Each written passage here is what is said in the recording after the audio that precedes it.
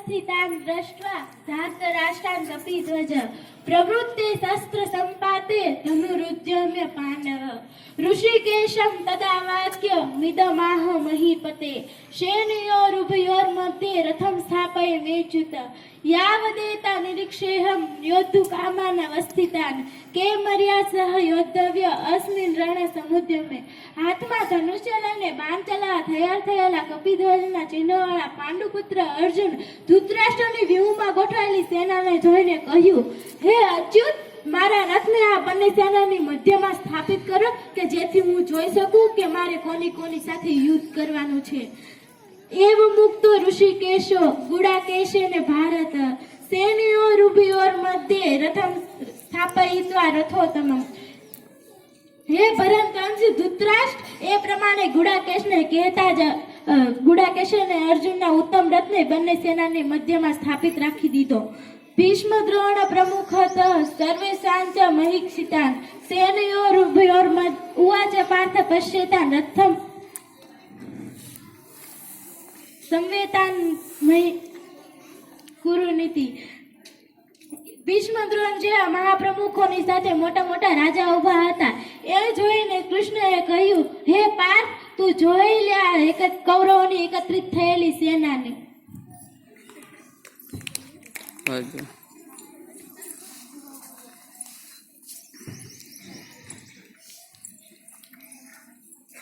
દ્રષ્ટવ્યં સ્વજનં કૃષ્ણ યુયુત્સુ સમુપસ્થિતા સિદ્ધાંતિ મમ ગાત્રાણી મુખમ ચ પરિશુષ્યતિ.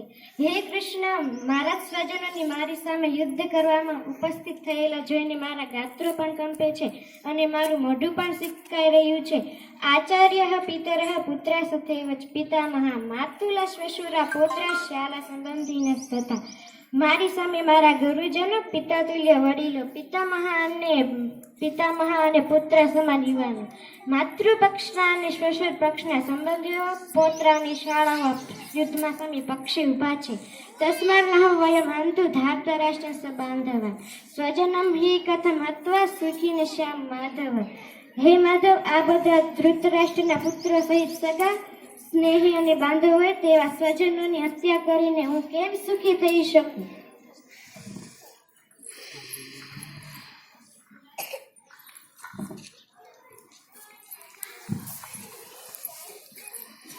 એવ મુક્ત્વા જુનઃ સંખ્યે રથોપસ્થ ઉપાવિશત વિસૃજ્ય સસરમ ચાપમ શોક સંવિઘ્ન માનસ. એ રીતે શોકગ્રસ્ત માનસાળો થઈને અર્જુન પોતાના ધનુષ્ય અને બાણને બાજુમાં મૂકીને હેઠે બેસી જાય છે. તમ તથા કૃપયા વિષ્ટમ શ્રુપુણા કુલેક્ષણમ વિષિદંતી મિદમ વાક્ય મુવાચ મધુસૂદન. એ રીતે ખેદ કરતા અશ્રુ ભરેલી આંખોવાળા અર્જુનને ભગવાને આ વાક્યો કહ્યા.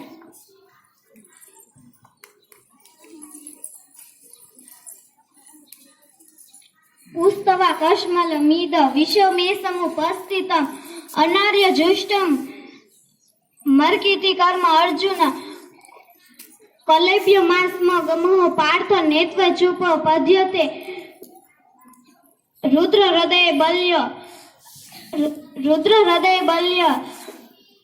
હે અર્જુન, આર્યને શોભે નહીં તેવો વિરુદ્ધ ગતિનો વિરોધી અપકીર્તિ કરાવનારો આ કેવો મલિન દોષ છે. આ યુદ્ધ સમય તને ઉપસ્થિત થયો છે. હે પરંતુ હૃદયની દુર્બળતાને ત્યજીને યુદ્ધ માટે ઊભો થઈ જા.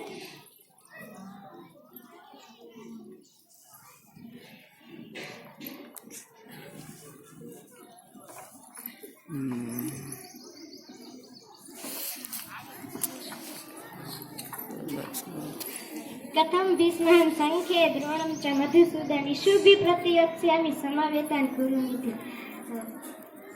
હે મધુસૂદન, ભીષ્મ દ્રોણ જેવા પૂજનીય મહાનુભાવો યુદ્ધમાં સામે પક્ષી ઉભા છે ત્યારે આ રણ મેદાનમાં પ્રત્યેક પૂજનીય હું તેમનો ભાવ સાથે કેમ સામનો કરી શકું? બોલો મધુસૂદન, બોલો, હું કેમ યુદ્ધ કરી શકું? મને કહો. ગુરુનું હત્વાહી મહાનુભાવ શ્રેયો ભક્તુ ભેક્ષમ પીલોકે હત્વાર્થક માસ્તુ ગુરુને નેહ ભોગજેય ભોગા રુધિર પ્રપીડા. ગુરુજનો જેવા મહાનુભાવોની હત્યા કરીને લોહીથી ખરડાયેલા રાજ્ય સંપત્તિનો ભોગવવા ભિક્ષુક બનીને ભીખ માંગીને જીવન ગુજારવું હું કઈ સારું સમજુ છું?